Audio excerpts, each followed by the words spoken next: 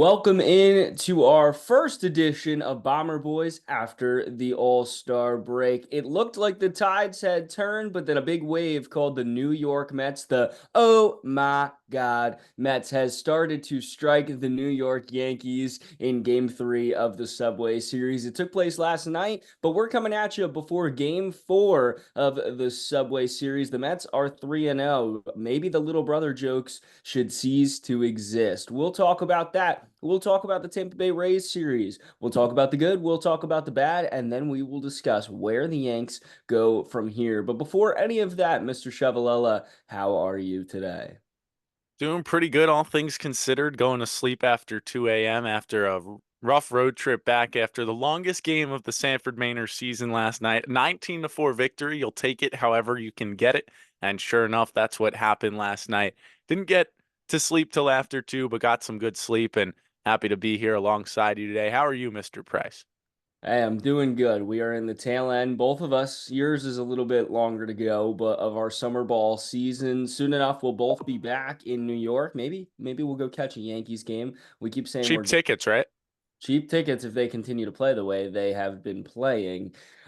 Before we get into any of New York Yankees talk, I want to throw out a congratulations. Obviously, if you've seen my social media or Justin Chevalella's social media, this isn't a surprise, but Justin Chevalella, NECBL All-Star broadcaster. Congratulations to you, good sir. How was the experience? Well, first of all, thank you. Really appreciated the honor that the NECBL broadcasters in the North Division bestowed upon me back on Sunday to represent the North Division in the first ever three-man booth of the NECBL alongside Aiden Garvey of the Ocean State Waves representing the Coastal Division and Max Wallace of the Danbury Westerners representing the West Division. It was just an awesome day all around. It was a surreal experience. The home run derby, never have called a home run derby before, although there wasn't too many home runs because historic Muzzy Field holds in a lot of balls because it is one of the deepest parks in the NECBL. Still a fun time there. Then the game came on ESPN Plus, and it was just awesome. Max Aiden, they killed it as well. The whole production staff, led by PJ Moynihan, the executive producer of the NECBL on ESPN Plus, along with everyone that came in. There was a rotating group of producers slash directors, Ryan Hearn on graphics, just an overall great day. All started with a softball game for interns as well. And I had a pretty good day there too, made some diving catches, had a pair of doubles. Overall, it was just a fantastic day in Bristol, Connecticut.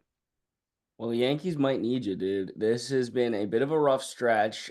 Taking 2 of 4 against the Rays is a success, but I don't know. Two doubles might be enough to crack the starting lineup. Congrats to you on your softball performance and Thank on you. your broadcasting honors as we Thank you. get to the tail end of our respective summers, hoping that the dog days of summer will treat the Yankees as well as they have treated us so far. Is it fair to say dog days of summer? I don't know when it officially starts. To me, it's like the first week of August. Maybe I'm jumping the gun a little bit, but it's we're in the homes. If we're starting back to school shopping, to me, that is when the dog days of summer have kicked off.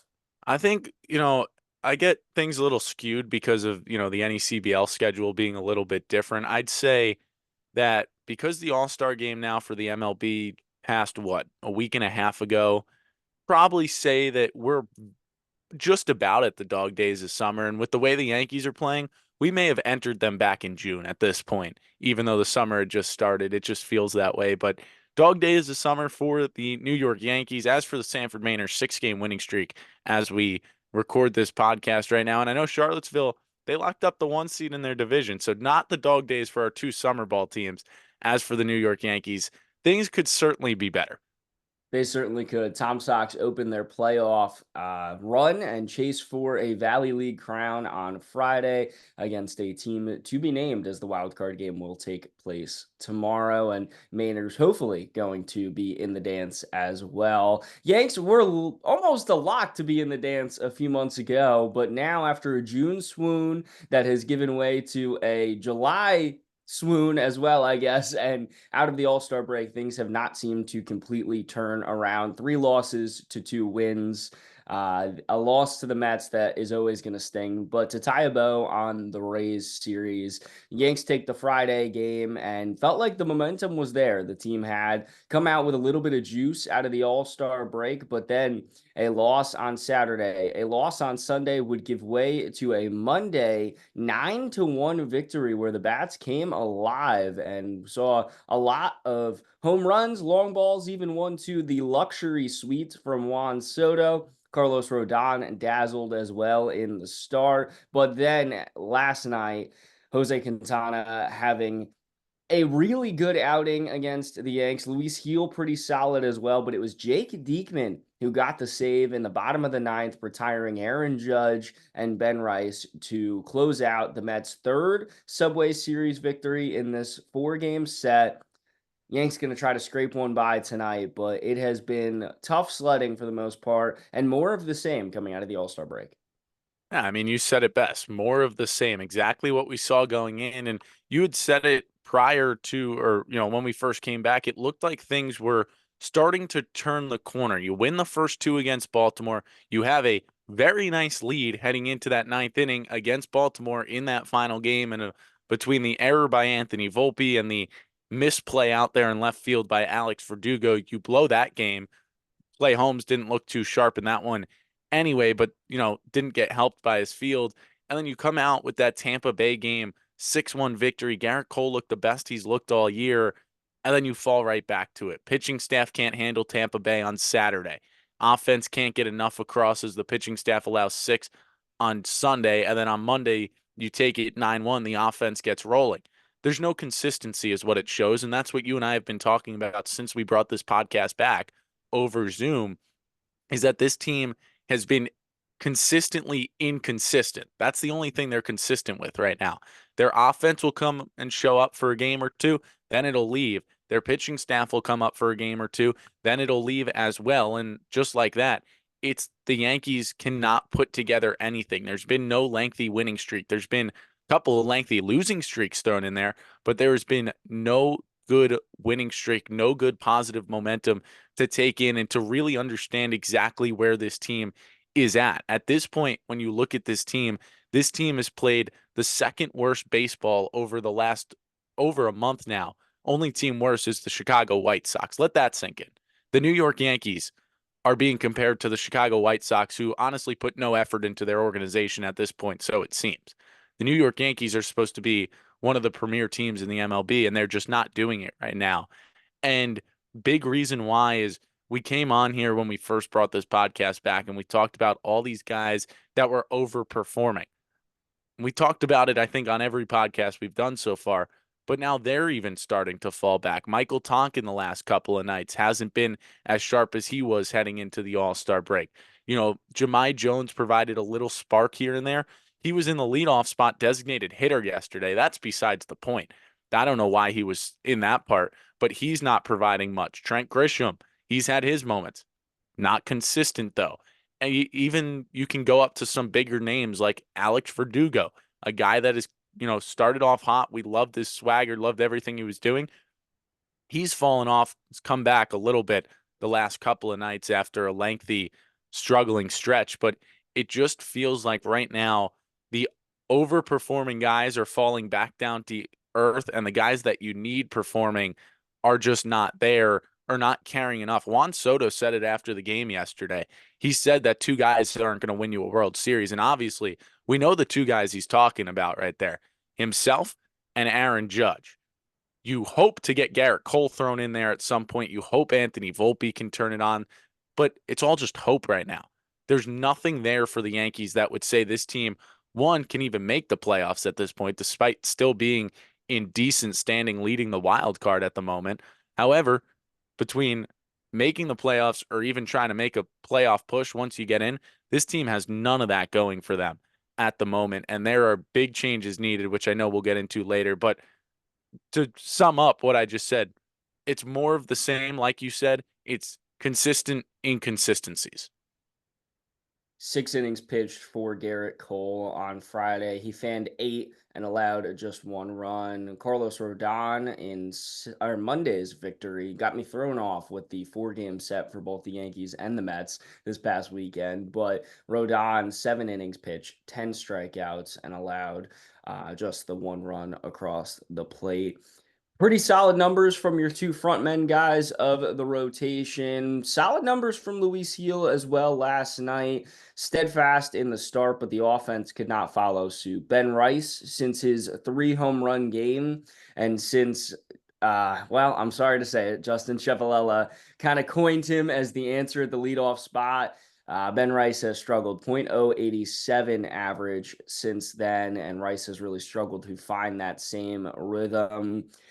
Outside of that, Austin Wells has hit and hit well in the past few games. That's a bright spot. Anthony So Volpe has also hit well in the past few games. The Chicken Parm Bros both went deep in Monday's win, but Alex Verdugo, the ground balls have continues. He said he thinks he's turned a corner. DJ LeMahieu went deep. Gleyber Torres went deep. Maybe these are the guys that are finding their swing. There's things that we can look into and overanalyze, but I mean, you kind of hit the nail on the head with Juan Soto's quote that two guys can't win a World Series. It's great to see Gahol and Rodon come up and have these big starts coming out of the break, but in the same breath, somebody's got to support Soto and Judge in the lineup. And the fact that last night, the support for Judge in the lineup, a night he was walked 4 times, was JD Davis, is certainly not the answer in late July. And I don't want to sit here and be like it's entirely Aaron Boone or Brian Cashman's fault because, Giancarlo should be the one behind Aaron Judge, but Giancarlo's hurt and you have to adapt. And Giancarlo has been hurt for quite some time. Seems like he's coming back sooner rather than later. Jason Dominguez, good news yesterday. Sounds like he'll be on a rehab assignment soon. Now, his rehab assignment different because he's technically in AAA when he got hurt. So it does not mean he's going to, streamline right up to the MLB. But that at this point, you have to bring him up. The moment he's ready to go, you got to bring Dominguez back up to the major leagues. And it just feels like, I mean, you just said a bunch of those guys that should realistically be hitting better than they are, and maybe the guy behind Aaron Judge to provide some support while Giancarlo is out at the moment. Alex Verdugo, he was at that cleanup spot for a while. He's not producing. DJ LeMahieu, the DJ LeMahieu that of old that the Yankees, ended up paying 6 years, 120 million or something like that. He's long gone. That's for sure at this point. Anthony Volpe, you're not going to put in the cleanup spot, but maybe it's a test. You saw Austin Wells get thrown up there the other day. It's too much consistent inconsistency following Aaron Judge right now in the cleanup spot. And I mean, Juan Soto made his point yesterday. He made it clear. And if you're the Yankees, you have to sound the alarm when you've got a superstar who's in a walk year, who you just traded a lot for, making a quote like that. You have to go all out. Again, we'll talk about that later. But when you have JD Davis following Aaron Judge on the New York Yankees, look, I get it. If JD Davis was following Mike Trout on the LA Angels with how bad they've been for years, but I don't think there was ever somebody that bad following Mike Trout out in LA. And this is the New York Yankees we're talking about here. And they have JD Davis, a guy who has bounced around, a guy who couldn't stay put with other teams. And now you have him in the cleanup spot behind Aaron Judge, who, like you said, walked 4 times. And it seemed like Aaron Boone was confused on why they would pitch around Aaron Judge. Well, because JD Davis is following him. It's not that hard of a concept to figure out. The lineup construction last night was poor from start to finish. You have Jahmai Jones leading off at designated hitter. You have Davis cleaning up. Gave Gleyber an off day, if I remember correctly, yesterday. DJ was in there.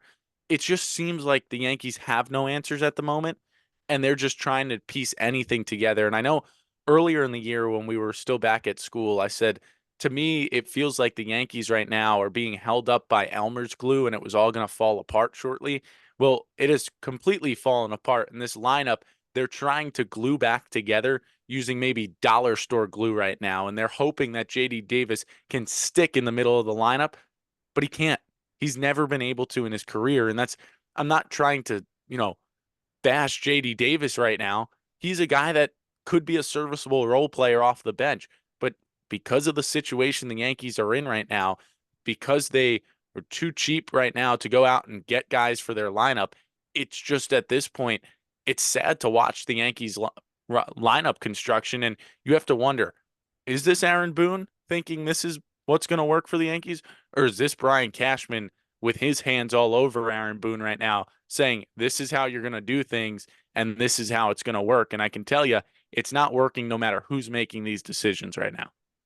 Oddly enough, last night, DJ LeMahieu and Gleyber Torres combining for two of the Yankees' 5 hits, Alex Verdugo tagging one, and Anthony Volpe getting two on the board. Torres homering. We've seen LeMahieu go deep recently. Since the All-Star break, in that 5-game span, LeMahieu batting 262, so maybe DJ LeMahieu could be getting things back on track. Would be a welcome sight as the Yankees seek out infield help, likely coming in short order in the trade deadline if things don't continue to turn around. I think either way, things aren't going to indicate conclusively that DJ LeMahieu should stick around in the lineup. The other day, he didn't meet with reporters after the game. He was set to meet with reporters the day later. Chris Kirschner breaking the story that there was no buzz behind that. Fans needed to calm down. But I mean, when everybody starts to think about maybe a potential retirement or a DFA, that's never a good sign in a good state of somebody's play. Gleyber Torres shockingly going deep last night and starting to maybe find a rhythm. I mean, right now he's streaked a few games together going into the All-Star break and even coming out of it. His average is now up to 230 on the season. Coming out of the All-Star break, he has a hit in every game but one of those 5. He also had that homer last night and walked to score a run, I believe, in that 9-1 victory. Oh, no, he did not come around to score a run, but he's getting on base, and that's a welcome sight for Gleyber Torres, who's not exactly had the most consistency this season. But I want to go to a few bright spots in these past 5 games coming out of the All-Star break because we can analyze them and see if there's a few guys who found their swing. I have 2 guys right out of the gate that have kind of caught my eye, and oddly enough, it's the chicken parm duo, one a little bit more than the other. Anthony Volpe coming out of the break has 3 multi-hit games. He's got a homer, a run-driven home in the win in the 9-1 victory on Monday. In the first game back from the break, he drove home 3 of the Yankees' 6 runs, and coming out of the break as a whole, he has 8 hits in, doing quick math here, 18 at-bats. So things are turning up for Anthony Volpe, and that is also a welcome sight. Austin Wells going yard the other night in the 9-1 victory. His average has gone up to 222, and you and I have talked about this, but a 3-for-5 performance from him the other night against the Tampa Bay Rays is also a welcome sight. But his on base percentage has not been the issue at all this year. At 325, his on base percentage is better than everybody on the team, not named Aaron Judge and Juan Soto. So Austin Wells is getting on. He's creating opportunities. And with Jose Trevino on the 10-day IL, Wells finding his swing, and to add that to already a disciplined eye that's seeing him get on base is a good sight. But the chicken parm guys can't do it alone. Juan Soto and Aaron Judge can't do it alone. To have 4 of your 5 hitters in the lineup produce is great. To see Gleyber Torres and DJ LeMahieu have good at-bats is great, but still constructing lineups the way they did last night, it's a punt lineup.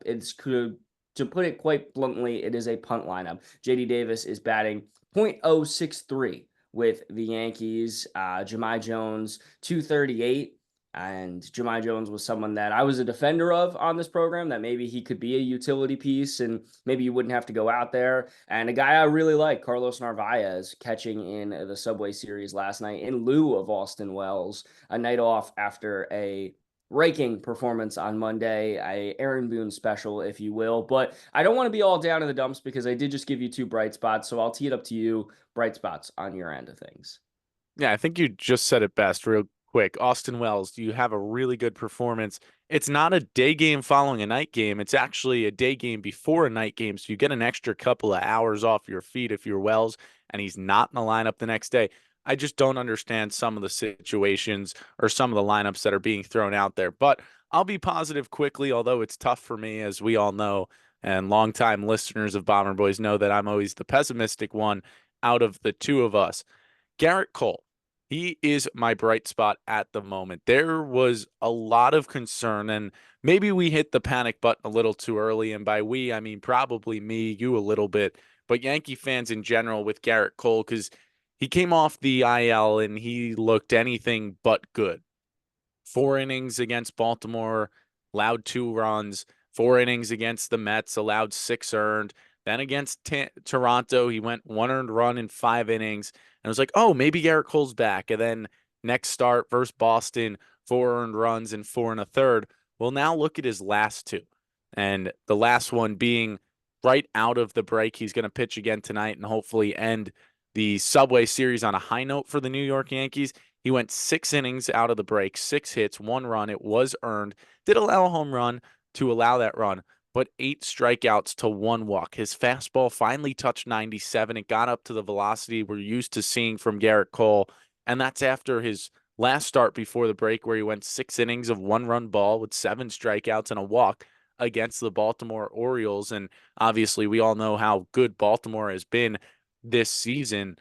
This is impressive stuff from Garrett Cole. And in the past, we're sitting here like, that's not the greatest Garrett Cole. We're used to seeing him go 7+ innings, maybe 8, maybe push a complete game here or there. But all things considered, coming off of an arm injury, being able to finally rebound his last two starts against two divisional opponents and giving the Yankees 2 wins that they desperately needed there, it's been huge. You look at his last 3 starts, a 3.31 ERA, and it's going to continue to lower. At least we hope it's going to continue to lower for the Yankees. It was just a positive start. And the biggest thing I noticed is even if he had been hit around, his velocity was finally there again. And that's the biggest step to knowing that Garrett Cole is feeling comfortable again with his arm.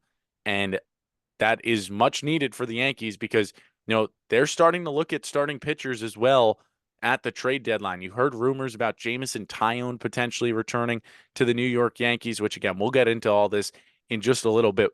But having Garrett Cole, at least you can lock Garrett Cole in the rotation. Not that he was going anywhere, but you can lock a consistent Garrett Cole in rather than the inconsistency he showed right off the bat. And then Carlos Rodon with the good start, like we talked about, and Luis Gil with back-to-back good starts as well. Actually, it might be back-to-back-to-back now for Gil. But my other guy that I'm excited and watching is a guy that we've been excited about all year, but he did slow down a bit. Saw his average dip down to 291, and oh boy, 291. That's still a really good year. But it's Juan Soto. His batting average back up to 308. Did go 0 for 4 yesterday, but since the All-Star break, he has 3 games of 3 or more hits, including a 4 for 4 performance against Tampa Bay, a 3 for 5 in both of the final 2 games against Tampa as well. And we talked about his home runs, the multi-home run game in the finale against the Rays. That's a guy the Yankees can't afford to go into a little slump as he did. You need Aaron Judge, you need Juan Soto performing, and as he said yesterday, you need more than just those two performing. But if one of those two isn't performing, then it gets a little iffy for the New York Yankees. Soto's been hot. You look at him over his last 7 games, batting over 400. That's the Juan Soto the Yankees know and love, and that's the Juan Soto the Yankees will hopefully give a blank check to, although I'm not so sure after yesterday if he still really wants to be a New York Yankee come the offseason. But at the moment, he's a Yankee. He's wearing the pinstripes, and he is performing as the star that the Yankees needed and looked to acquire back in the offseason. After a little bit of slump, Juan Soto, I'd say, is back. Let's go to some dull spots here that may prompt the team to get rid of some prospects. I'm going to go with Nestor Cortez. Nestor Cortez has not exactly had the best past few outings. Going back to June 23rd, Cortez has now made 5 starts since that date. He's not gone beyond 4 1/3 as convincingly as he has. He's only done that twice in those 5 starts. 4 1/3 was his max. He's lost 4 of those 5 starts, and he's allowed 3 or more runs in 4 of those 5 starts. More recently, going into the break, he let up 5 runs in a loss to the Tampa Bay Rays, and then coming out of the break, he let up 6 runs on 8 hits against the Tampa Bay Rays. Nestor Cortes continues to struggle to find his rhythm. His ERA has blossomed and started to get up there a little bit. After it was pretty low, it's just about at a 4 flat ERA now, and his record continues to be the worst amongst the starters at 4-9. That is not to complete fault of his own. He had dazzled in the onset of the season, but a few no decisions, a few rough losses are part of that as well. But a 4-9 record, just about a 4 ERA, and he's not giving them depth, going 4 1/3 in 3 of those last 5 outings. I mean, it's not exactly convincing from a guy who's fighting for his job in the rotation. Once Clark Schmidt gets back, Nestor Cortes has bullpen experience. He's one of few in that rotation that boast that. So it could easily end up be Cortes who ends up swapped around and into the pen. You and I have talked about that before. It was a scenario that we posed actually going into the summer, that if Cortes was the one who struggled, and then he was great. He rattled off some really strong outings, but it's getting to a point where the Nestor Cortes back and forth is almost more risky than just throwing him in the bullpen. And some guys are going to have off starts. Look at Luis Heel. He would be the American League Rookie of the Year. He'd be an all-star favorite. I mean, he should have been an all-star out of 2 starts that kind of blemished that, and he'd be the favorite outside of 2 starts that kind of blemished that. But everybody's going to have bad starts, but for the better part, he has found that consistency and been the king of the heel more times than not, whereas Nestor Cortes can't seem to find consistency, and it's starting to get to a point where it's hurting the Yankees a lot more than it's helping them. So Nestor Cortes, in a lineup that I could easily pick out a few dull spots, I'm going to go to the rotation and find my dull spot there, and it's Nestor Cortes. I think the biggest thing you mentioned with Nestor Cortes is the fact that Clark Schmidt is right around the corner. He threw again yesterday in a bullpen at Yankee Stadium. And if you can get Clark Schmidt back and help the rotation, maybe that's your trade deadline acquisition that they love to say over at the Yankees. I still think there's more needed, but you're right. Cortes has been too inconsistent to trust, especially down the stretch where you used to be at the point where, as far over 500 as they were, you were like, oh, the Yankees can afford a little stretch here or there in August, September, and they'll still be fine going into the postseason. Now you need to win games, and you'd rather win the division, but it's going to be a tough ask, and you need Cortes to start performing. You need some guys to step up. And speaking of guys that need to step up, you've already mentioned him. Alex Verdugo, 2 for 16 since the All-Star break, has been nothing like the Yankees expected. You and I were really high on Verdugo. Well, first off, we were really low, or at least I was, because he came in the day before Juan Soto did, and I was like, yep, Yankees settled for plan B. They got, the lesser of the 2 outfielders or, options. And of course, they went and got Soto, so it all worked out. But we were high because of what Verdugo had done last year with the Red Sox, batting 264 with a 324 on base percentage. Well, he's batting 231 this year with a 289 on base percentage. And he started off the season relatively well. And since then has just really fallen off. You look at his last 30 games, 154 batting average, his last 15, 172, his last 7, 120. And that's not the Alex Verdugo the Yankees wanted. It's not the Alex Verdugo the Yankees expected. It's not the Alex Verdugo we expected, because we figured after last year where he could have ranked in as, we figured it out, what, the 5th best hitter, or no, 3rd best hitter on the Yankees or something like that. He'd be in the top 5 in a multitude of Yeah. categories with last season's numbers.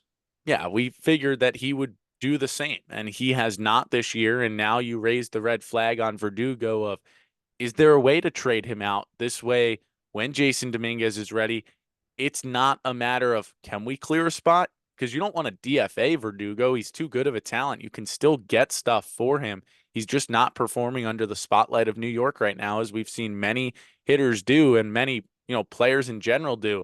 And it's just like, at this point, Verdugo, he needs to step it up here in the next couple of days, or you could possibly see Verdugo shipped off in the upcoming trade deadline, which is rapidly approaching.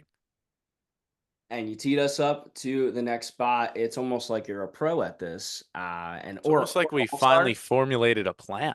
or an all star. I was trying to give you a little nod Oh, there, but thank you. yes, behind the scenes, we did come up with an actual plan today so that we weren't just spitballing for an hour. Although those are some of our best shows, sometimes they can go off the rails when Justin and I are a little bit more fired up. We'll talk All Star break when we round out here and talk about some of the good and bad of the break because you and I are both pretty opinionated on the Midsummer Classic and its standings these days. Speaking of standings in the playoff watch, which I think is going to kind of be a big part of this program heading into the tail end of the year now in the second half. Yankees are a game and a half back of the Baltimore Orioles. Red Sox are 6 games back of the O's. Yanks and Red Sox have a big time series this weekend, culminating in Fenway.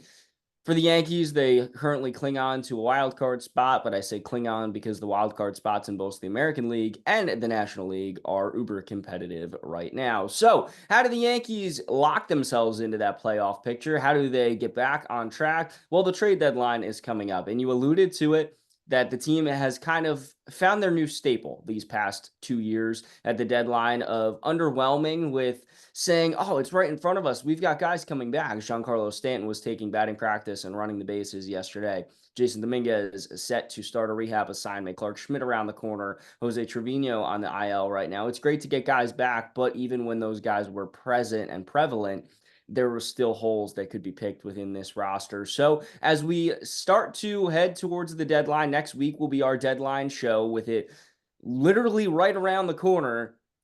What is your biggest area of need right now, and who would you bring in to address it? There's a bunch of names being floated around that could be shipped out. Spencer Jones has now made his way into that rotation, maybe no longer untouchable. Chase Hampton as well has made his way into that. Roger Arias, number 6 prospect and recent draft pick. George Lombard has been a part of conversations. So the Yankees are clearly willing to put these guys into the conversations, but are they willing to actually ship them away? Who would you target, and what position of need do you feel is most pertinent for them to target? To win ball games, you got to score runs. It's as simple as that. You need offensive help. Look, you need help everywhere. I'm not going to sugarcoat it. I'm not going to try to say you only target one area. I think you need to go get offense, bullpen, and heck, if you want to go out there and get a starter, you might as well at this point with the way the season's going. But, real quick, you talk about the prospects like Spencer Jones, the big one in there. He's been struggling this year, and he still holds a lot of value despite his struggles. And that's got to be a key factor for the New York Yankees. You look at this outfield. If Juan Soto, you can sign him, this outfield's set for years. And it becomes a question of does Spencer Jones even have a role in the New York Yankees future? And, well, the only way you're going to get to know or to get Juan Soto back is to put in the chips at the deadline. And I think what that becomes is you've got to give Spencer Jones somewhere if it's for the big trade somewhere along the lines. A lot of people are saying for an ace, you got Garrett Cole, you got Carlos Rodon, you got a lot of, stock in the pitching staff already, but there's been talk about Tariq Skubal of the Detroit Tigers being potentially on the move. That is the one starting pitcher I'd say you give Spencer Jones up for. Other than that, you can figure it out elsewhere. But Tariq Skubal has been awesome this year for Detroit. That being said I was going to say the Yankees need offense, and that's it. We already talked about all those guys that are struggling this year for the Yankees. And you and I have time and time again said Ryan McMahon of the Colorado Rockies, and I still stand by it. I understand that it seems less and less likely at this point because you haven't heard McMahon connected to the Yankees. You've heard a bunch of reunions, which is crazy. Jamison Tyone, Chad Green, you're hearing these reunions, and you've really haven't heard any big hitters. You've heard some of the guys from Tampa Bay in terms of Isaac Paredes and Randy Arozarena as possibilities, which is an interesting idea, saying that normally Tampa Bay wouldn't want to trade within the division. And I don't know, but Tampa Bay was apparently scouting the Yankees minor league system the last couple of weeks, so something could be in the works there. But I still say Ryan McMahon, as much as it seems like that one's out of the question because you haven't heard the rumors about it and you've heard more rumors about Paredes and Arozarena. Ryan McMahon's a utility player. He can play multiple positions. He's got a good swing built for Yankee Stadium, and you just need to go and get him. I think he right now is the best hitter available at the deadline. And if you're the New York Yankees, what do? You go get the best players available. This can't be the last couple of seasons where you try to plug pieces with small pieces coming in, and that just hasn't worked out. And that's been clear. And you think back to Harrison Bader a couple years ago, him and Monty switching spots in that trade, and you think about that deadline in general and how it backfired on the Yankees. Frankie Montas coming in. There's been tough luck at the last couple of trade deadlines, but it's also not just tough luck. It's bad choices on who to go trade for. It's bad choices on who are you trading out of your system. And I think with that being said, the Yankees need to make the right decisions this year. They need to get Ryan McMahon. If that's not possible, because it doesn't seem like it is with everything we're hearing, then Randy Arozarena would be great fit, an outfielder, a guy that has killed the Yankees. So if you can't beat him, well, might as well bring him in so he can't beat you anymore. Again, Isaac Paredes up the middle. You need infield help. I know you asked for one, but there is too many spots right now that the Yankees need to fill to just name one guy. That's fair. And I think the one thing I want to preface my prediction slash, I guess, preview of these guys with is that there was a trade that was made 2 deadlines ago, maybe 3 deadlines ago now. Jordan Montgomery for Harrison Bader. I think that was 3 deadlines ago. Montgomery. 2022, I believe. Okay, so 2 deadlines ago. All the years blur together when the Yankees aren't making noise in the postseason. Montgomery was shockingly slash surprisingly traded to the St. Louis Cardinals in exchange for Harrison Bader. It was a move that many said was supposed to almost predicate another move for a starter, reportedly at the finish line with Pablo Lopez, but the Yankees and Brian Cashman could not get it over the finish line, ultimately leaving a glaring hole in the rotation and things kind of unraveling in that department for the remainder of that season. But Harrison Bader ended up being kind of a pivotal piece, a fan favorite, but ultimately injuries kind of ended his run with the Yankees, and Bader now is across town stinging the Yankees with the New York Mets. But why I bring this trade up is because I don't think this is an anomaly. I think we're going to see a trade like this at the deadline. Whether it's the aforementioned Nestor Cortes, who I mentioned as a dull spot, maybe not being a bullpen arm, but rather maybe a guy who they use as a trade chip, or Gleyber Torres. I mentioned this in the last time we talked about hypothetical trades, but Gleyber Torres has drawn the interest of the Miami Marlins for quite some time now. The Miami Marlins were reportedly at the finish line to a trade with Gleyber Torres at the previous deadline, but the Yankees upped the ante. They wanted an extra prospect, they wanted another arm, whatever it may be. They didn't want to part with Torres without getting a king's ransom. They clearly value Torres in the trade department way more than they do in the regular contract department, or else Torres might have already had a long-term extension. But with Torres's performance, clearly the Yankees are apt to bench him if he struggles, and also could be apt to finally move off of him. Their valuing of him has been suspect. That's why I say it. They won't give him a long-term extension as he's performed this season, rightfully so, but they also won't trade him for anything less than a king's ransom. But what if it was a swap 1-for-1? The same thing goes for Nestor Cortes. What if you utilized Gleyber Torres and Nestor Cortes, maybe even together, to get a arm like Tanner Scott? The Marlins maybe believing they're not that far off, so they get a starter in Cortes and the guy they've coveted for so long in Gleyber Torres. It could be an option. The other thing I would say is that you kind of hit the nail on the head yet again with the Spencer Jones take. If Alex Verdugo is not going to be re-signed, which if he continues to perform the way he has, that's not likely to happen. Giancarlo Stanton, because he had been raking, unless things really fall off a cliff once he returns, is going to be here for a little bit longer. Aaron Judge, obviously, the captain, will be here for quite some time. Jason Dominguez does not seem to be in the plans for a trade, although he's been floated as maybe, just maybe, a possibility. But I can't see that happening with how many fans are tied to him, especially after his hot September last year before getting hurt. And then Juan Soto, if they can re-up Juan Soto, there is no place for him in the outfield. And there's no place for him to designated hit.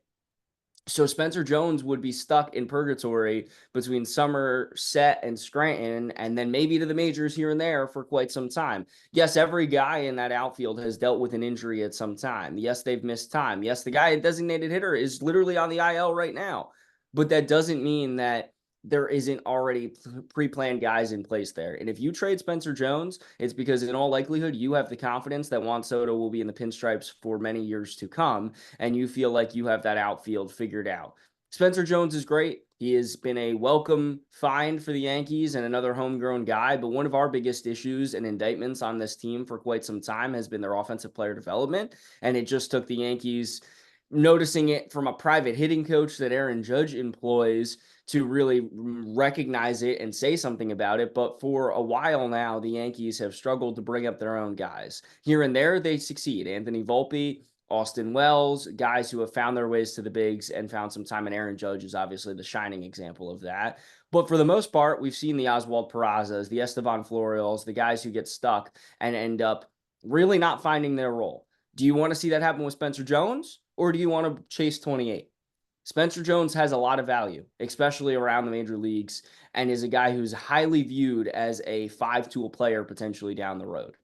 I think you and I would love to see him in the bigs, maybe even at a move to first base.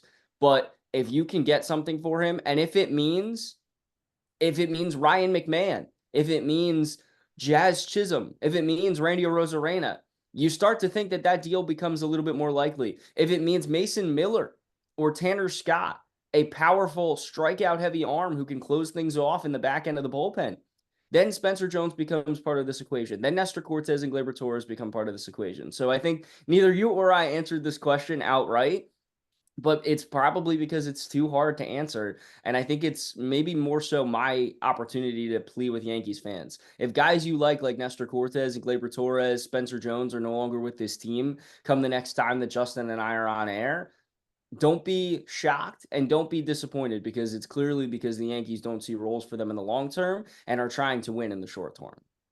You hit the nail on the head right there. And I think the big thing that people are forgetting about Spencer Jones right now is he's got a 37.1% strikeout rate down in AA at the moment.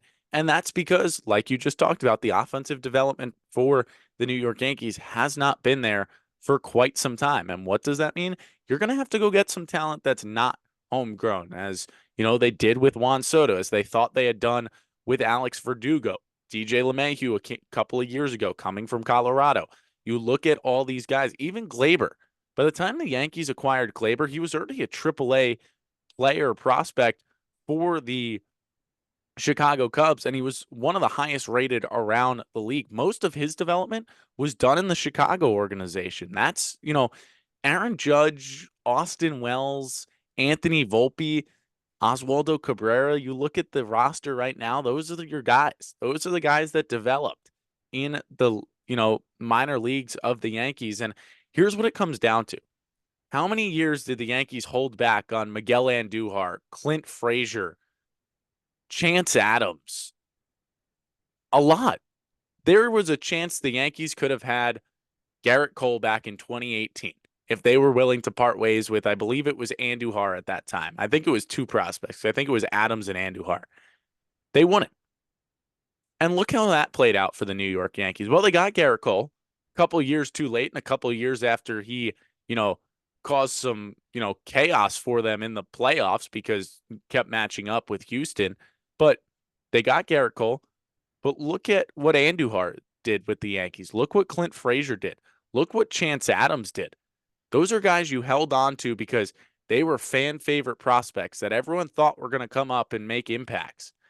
Andujar should have won 2018 AL Rookie of the Year, and I truly stand on that. I think the only reason Shohei Ohtani did it was because he was doing stuff that hadn't been seen in the game of baseball in a while, and I understand why voters went that way, but put the stats next to each other. Miguel Andujar had a better offensive year than Shohei Ohtani did that year for the most part, most stats. And then pitching, Ohtani wasn't strong his first year. Andujar after that fell off. And now he's with the Oakland Athletics organization. And my Oakland A's rebuild on MLB The Show, he's doing great for me. It's awesome. But for the Yankees, it didn't turn out awesome for them. Same thing. Clint Frazier, up and down. His injuries got the best of him. He's not even in an organization right now, or is he still in the White Sox minor leagues? I know he changed his name last year while he was with the White Sox to Jackson Frazier. But either way, Clint Frazier, when he was a Yankee, held out for him. Didn't get what you wanted. Didn't get that return. Chance Adams ended up in Kansas City for a little while. Didn't end up working out for him either. You cannot hold out for prospects that you don't know if they're going to develop or not, especially Jones. He's in AA right now. You don't know what the next level looks for him or the level after that in the major leagues.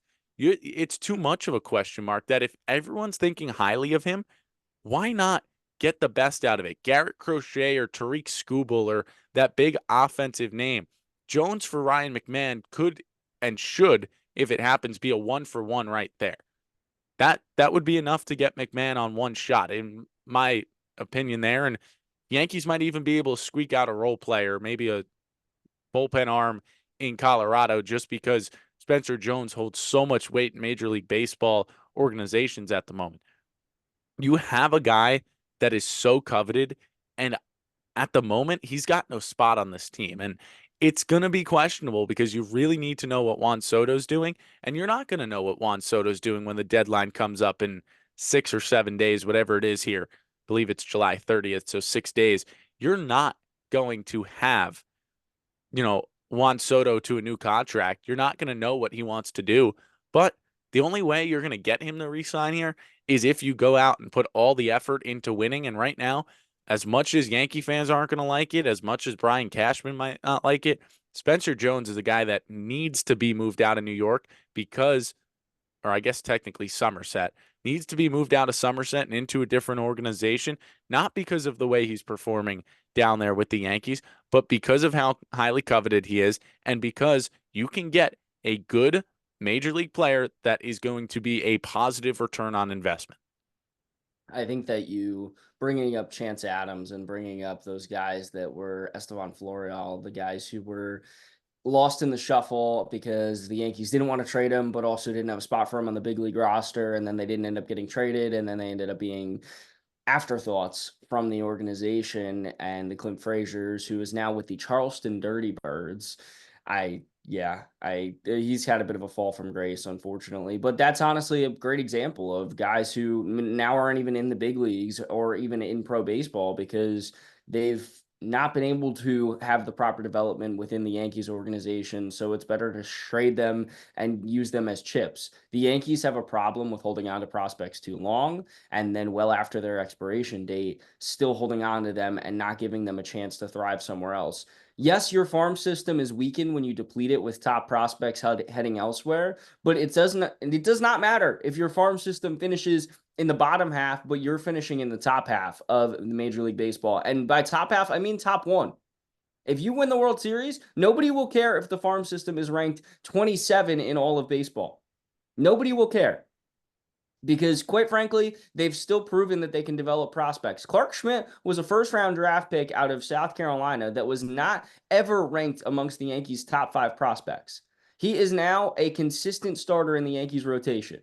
Anthony Volpe was drafted out of high school. The Yankees just drafted a whole bunch of prospects that are going to come up, college arms even, who are going to accelerate quickly. You have guys coming. The next influx is here. A farm system is meant to be turned over. It's not meant to always be amongst the top. It's also not meant to always be amongst the bottom. It's a ebb and flow of baseball. It's an also ebb and flow of how your team is doing. When the Yankees were not good a few years ago, you know what they did? They sold at the deadline. They made that farm system one of the best at baseball. They got the Gleyber Torreses, the Clint Fraziers almost a decade ago now. But now it's at the flip side of things. The farm system is pretty solid, whether they're guys who are up in the majors now or who soon could be there. If you have to deplete it, yes, it'll hurt the Yankees fans who believe in the long term, and I am one of them. I love a lot of the guys in the minor league system, and I think that there's a lot of guys who have the opportunity to excel in the big leagues.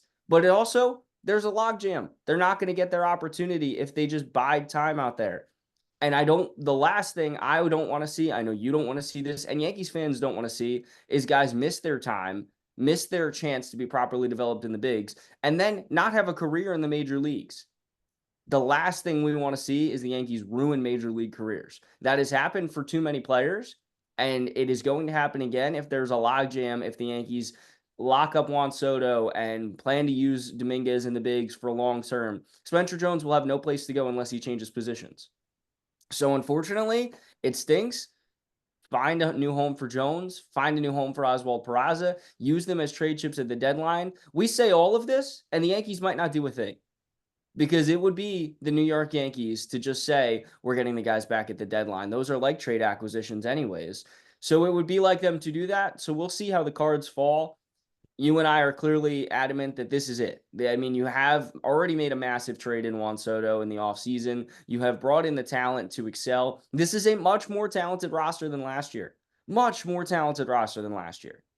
There are guys who actually know how to hit a baseball this year and hit above 250. That was a problem last year. And it sounds like, I know we're chuckling about it, but the fact that Alex Verdugo was one of the most productive players, the fact that Johnny Brito was one of the most productive pitchers, the pitching staff is talented. That rotation is the best rotation the Yankees have had in quite some time.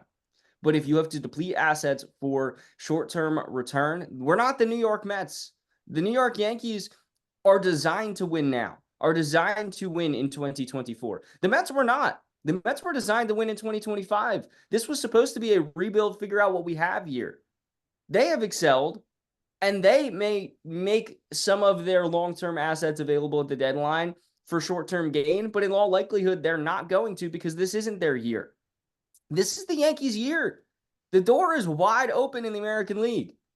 Go slam it shut, even if it means that Spencer Jones is no longer a Yankee, that Gleyber Torres is no longer a Yankee, that Oswald Peraza is no longer a Yankee, and so on and so forth. It's unfortunate. Justin and I will both be upset if some of these guys that we wanted to see excel somewhere else and are someday spurning the Yankees. But it's better that that happens than their career be wasted and that the Yankees look back and say we should have instead of we did. Yeah, you put it perfectly. At this point, it's you've got to make the moves to win now because I mean, you only got a couple more years left of Garrett Cole at this point. With the way his arm's going, you don't even know if you're going to get the full time out of Garrett Cole. You've only got so many years of Judge, and well, at the moment, you've only got a couple of months of Juan Soto left. And if you want to extend that all and you want to make sure that they leave with the World Series, this was supposed to be the core of Yankee players. This is the closest thing, I guess you could put it. And I know they didn't come up together, but this is the closest thing it feels like the Yankees have had to the core four in quite some time. And I get it. It's not, Mariano, Jorge, Andy, and Jeter like it was there, but, they all came up together. However, you finally have a good, strong core of players, and that's the factor that's a difference maker.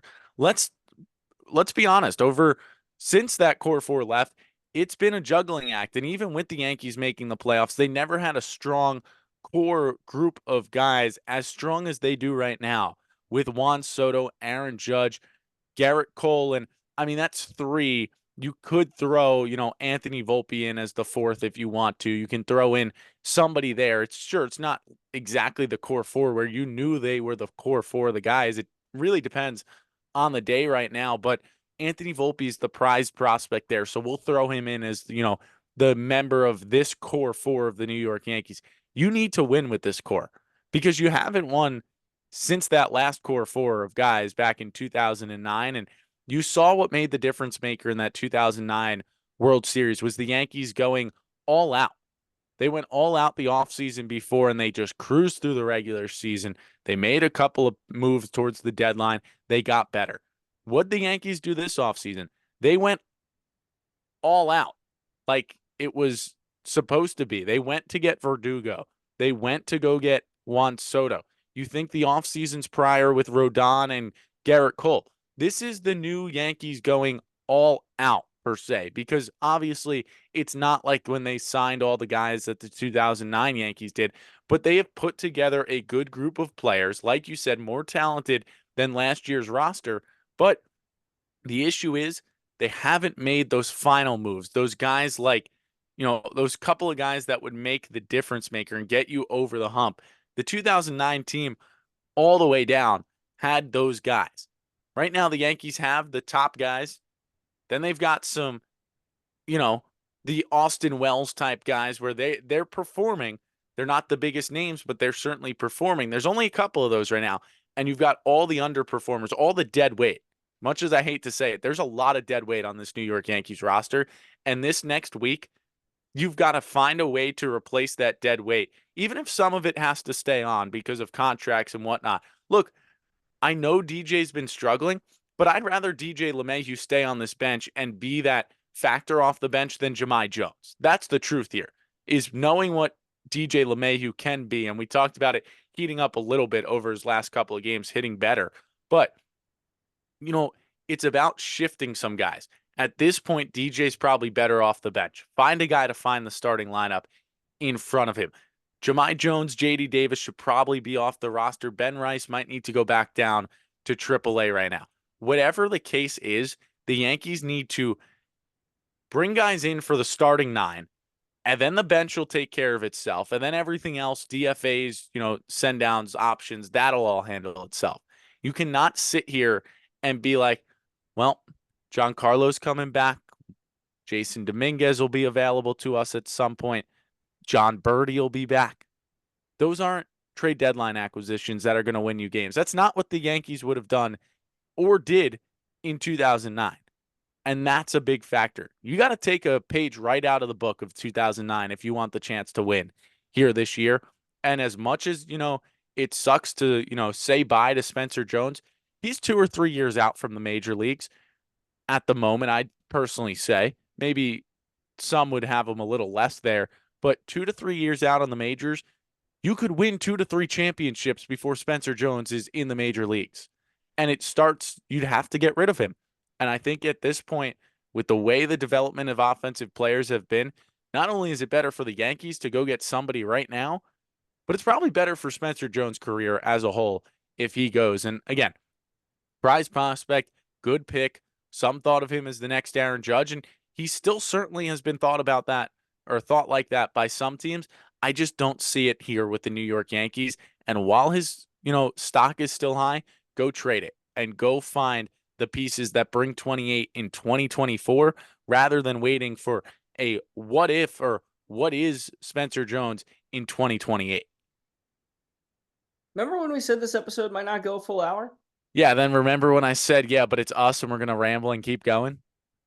I think we've had our thoughts made clear about the trade deadline. The Yankees need to put the pedal to the metal, act now, not later. And even if it means some guys who are highly anticipated no longer are in pinstripes or have the chance to someday earn their pinstripes. Hey, the Midsummer Classic has come and gone. You and I have our takes on the game itself and what it could be, but I think it was a fairly solid game. 5-3 victory for the American League. Jarren Duran of the Boston Red Sox wins the MVP. Paul Skeens gets Juan Soto, gets Aaron Judge out, and that was the big AB. But Juan Soto and Judge face the flame-throwing Skeens, who Justin Chevalier and I are trying to schedule a trip to go see pitch at some point, potentially. And I mean, it was a solid all-star game. The home run derby, I like this format better. I do like the 40 pitches, 27 pitches, etc. Still was too long. Still think you're not going to get the most notable guys by doing it this way. Think you got to go back to the old format. But Teoscar Hernandez, a Yankee killer, wins.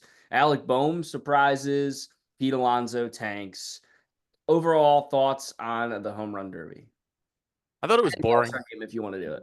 I thought the home run derby was boring. I'm going to be quite honest there. I got to watch it. We had an off day, so I got to sit down and watch it start to finish. And it didn't necessarily excite me in the way I think the home run derby is meant to be. And you and I talked previously about how things can be changed and maybe the old format's the better one. But at the end of the day, it doesn't matter the format. It matters the players in it. And I know Teoscar won it, but I can name 8 guys that would bring more ratings and bring more fun than Teoscar Hernandez. And I could probably say the same thing about Alec Bohm. I can name probably 3 guys on Alec Bohm's team that I'd be more interested in watching than Alec Bohm. Bryce Harper, Kyle Schwarber. I know he's been struggling, but Kyle Schwarber can hit bombs and he can hit them far. Nick Castellanos. What a name that would be in there, because if something happens earlier in that day, he'd probably win the home run derby with the way that guy ends up going. But you look at the talent that you saw in this year's derby, and they're good players, but I could name guys that just would be better, that would make it more exciting, more watchable. I didn't necessarily enjoy it. I think you're right on the format. I think it still needs to be tweaked a little bit more. As for the game, didn't get to watch it myself due to a game for the Sanford Mainers that night. Got to watch the final 2 innings or so. I still think the MLB has to capitalize on the 4th of July. And I think that is going to change the entire All-Star festivities for the MLB. Nothing else going on that day other than the hot dog eating contest. Nothing else happening that day. You've got people at barbecues. It's America's day. It's America's pastime. Put the two together. People will watch. It might show less TVs watching it, which maybe that is a concern. But I can tell you more people are going to watch it because everyone at the barbecue is going to be sitting around watching Paul Skeens strike out a guy or Paul Skeens and Aaron Judge that matchup and those matchups. There's excitement there. I think the home run derby should be July 3rd. I think the All-Star game should be July 4th. And I think the MLB will see complete change in the All-Star weekend itself. I think the crowd looked great at the new ballpark down in Arlington. But again, it comes down to the product being put on TV, and I felt it was a little bit, lackluster. I think I kind of get that same sense. I had that sense going into the game, and I think it didn't do a whole lot to change it. It was a great game for baseball. The stars of tomorrow were on display. I think there was a lot of young talent that was there this year. The Bobby Witt is a stud. Bobby Witt Jr., Gunnar Henderson, who didn't have the best derby, but the Orioles core really starting to make their mark on the major leagues. All of those things I think are welcome sights, but there's got to be a way to fix it. I agree with you. I think July 4th, you and I talked about it, the hypothetical. And now with no more Joey Chestnut, the 4th of July is not even his holiday anymore. So baseball, the opportunity is there. The one thing I heavily disagree with you on, Nick Castellanos cannot be in the home run derby. That is too threatening to too many people. I Let's round out today's episode on a lighthearted note. Nick Castellanos, the list has been circulating in the internet. Some of the significant world events that Castellanos has home run in or hit a home run in. The most infamous moment, of course, was Tom Brenneman apologizing over air for the slur he used. And of course, that is the infamous deep drive to left field. I don't know if I'll ever put this headset on again moment. But here are just a few of the moments that Castellanos has now hit a home run in.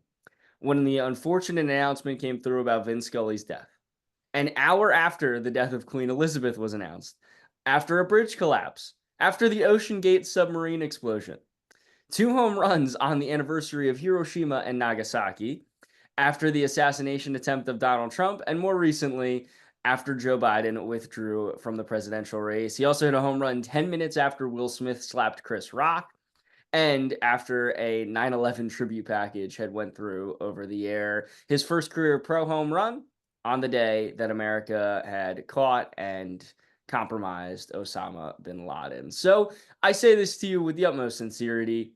If there is any potential that Nick Castellanos is going to be in the home run derby, lock your doors, hunker down, and stay away. Stay away from anything going on in the world that day. Nick Castellanos can never be in a home run derby.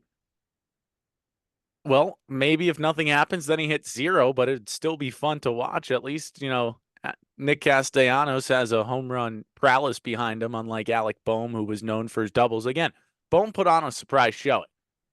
All things considered, it was a surprising show that did end up having me, tuned in to Alec Boehm more than I think I would have been. But again, I get the joke here with Nick Castellanos. It just goes further with the MLB. And I think the one thing to say, though, about Castellanos is maybe just because it's the 4th of July, Independence Day, nothing needs to happen for him to go off.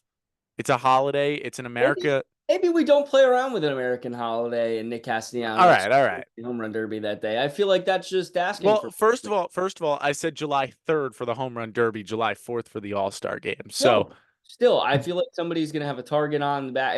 That's like gluttoning for punishment, dude. That's just not gonna end well. He needs to stay away from the. He shouldn't even play on July 4th. maybe he shouldn't play anymore because something wild happens. Maybe we just this is our plea for Castellanos to hang it up, which is actually unfortunate because he's a heck of a baseball player to watch. Yankees could trade for him at the deadline. No. Actually, you know what? Maybe suddenly those events I feel a lot less concerned about if Castellanos is in pinstripes. Hey, a big home stretch coming up for both of our summer league teams. Actually, well, we've been on air for, well, bro, we've been recording for the last hour. Our playoff schedule has been finalized for the Tom Sox. The home stretch is coming out here in Charlottesville. As for you in Maine, we are on opposite coasts right now. Not opposite coasts, but opposite ends of the Northeast right now. That's the much better way to say it. You're like up here, I'm here. Soon enough, we're both going to be back in State College, Pennsylvania. But for now, a lot to tend to. This time next week, we could be talking about the Charlottesville Tom Sox chasing down a Valley League crown and the Sanford Mainers possibly in the NECBL postseason. Till we get together again next week, wherever you are, wherever you may be. Thanks for hanging with Justin Chevalella and myself on what was, as predicted by Justin Chevalella, another lengthy but informative and, of course, always fun edition of Bomber Boys. And as always, like, subscribe, and let's go, Yanks.